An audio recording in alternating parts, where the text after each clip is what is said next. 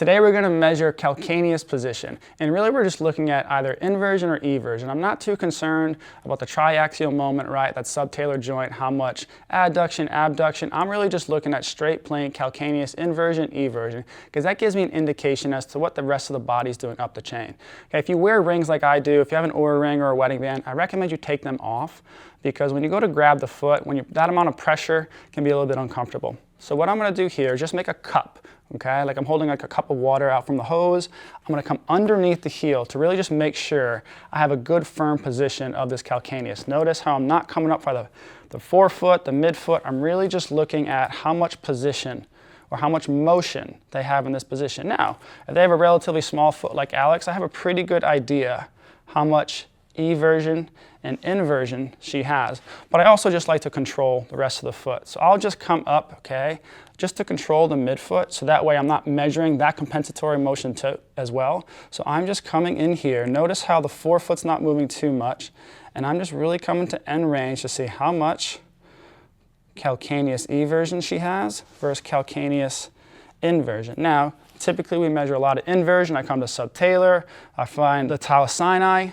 and then I'm measuring, okay, subtalar neutral, and then I'm looking at that position. That's a great test as well. But for the sake of this whole performance therapy assessment, we just want to look at calcaneus position, because calcaneus position gives us indication, okay, if I have more eversion than inversion on one side versus the other, the one that has more eversion, you could consider that being a more pronated foot. Okay, the one that has more inversion, more of a supinated foot. So if I have more eversion on this calcaneus, then I can hypothesize this foot is pronating more, which typically means I should see a little bit more tibial IR, or I may see a bow leg as a compensatory mechanism to pick up that IR if their upper extremity is biased in ER. So all these nuances we can start to think about just by measuring how much calcaneus eversion and inversion they have. I like to control the foot to make sure I'm not getting anything else that's going to confuse me or maybe skew my results. And again, not too much motion that we're going to have. And what you'll notice on some people with a more rigid right foot, okay, so someone that's a little bit more rigid, okay, they may have a difficult time, okay, actually even getting to neutral. So Alex actually can get to neutral and pass it into eversion, but what I'm feeling here is a little bit of clunk. I'm feeling a little bit of some sort of laxity, some sort of compensatory moment over time that she's allowed, that's created the ability for her to get into eversion and pronate that foot. If I wasn't feeling that clunk, what would end up happening is she would really stop before I even got to neutral.